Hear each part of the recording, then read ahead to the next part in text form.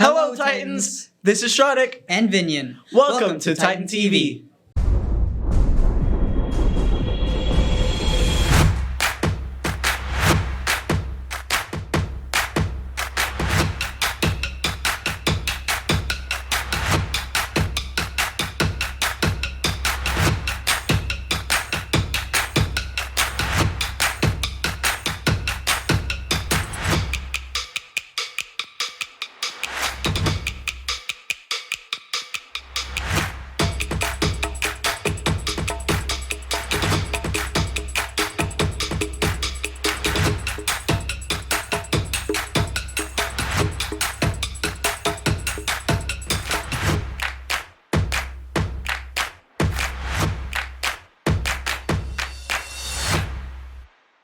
This month is Black History Month, celebrating African Americans' culture and their effect in America, honoring great figures like Malcolm X, Louis Armstrong, and many more. Here is Matthew with more information. Black History Month is an important time to reflect on our nation. Even here in Frisco ISD, there is a rich history spanning almost 100 years. I think maybe it was about a couple of years ago, I was just kind of searching for some history about Frisco ISD, and I found a page on the Frisco ISD website called Early History. As I was kind of looking through that, I stumbled across the Hamilton School.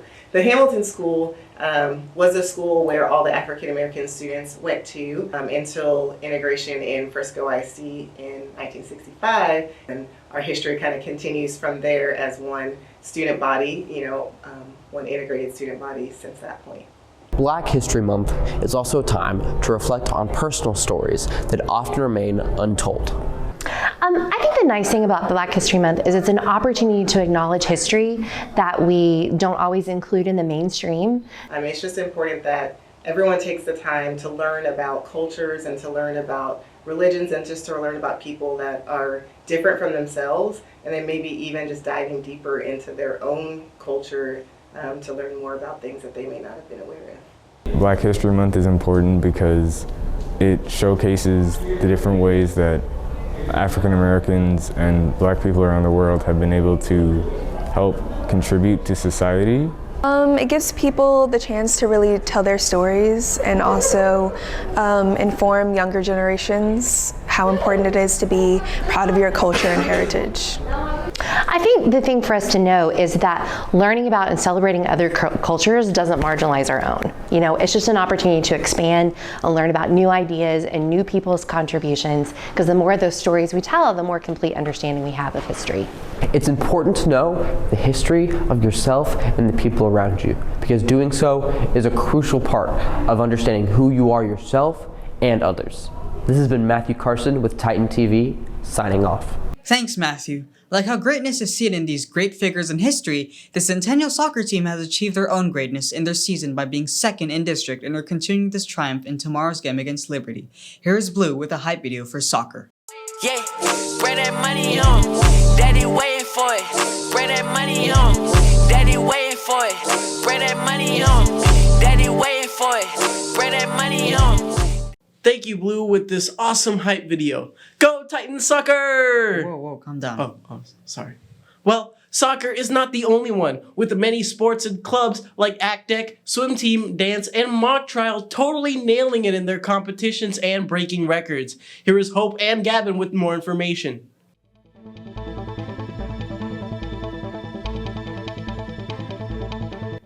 Recently, our Titans' hard work has been paying off. Swim and dive, wrestling, FFA, ACTEC, and DECA teams have all been breaking records. Today, we're going to highlight some of our high-performing Titans and their amazing achievements. Swim and dive brought our Titans to state with 11 qualifiers and breaking 3 new school records, including 500 free from Danielle Ferreira, 100 breast from Dorothy Chofran, and 400 free relay with Danielle Ferreira, Karishma Jaiswal, Veronica Chofran, and Dorothy Chofran.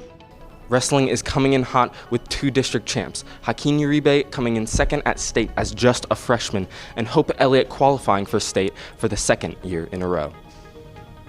Our Centennial FFA officers showed their projects in the Fort Worth Stock Show and Rodeo. Allison Chode and Michael Taxter showed their lambs and also participated in the Pen of 10 competition. Matthew Burvig and Michael Taxter showed their Ag Mech projects and placed second in their class.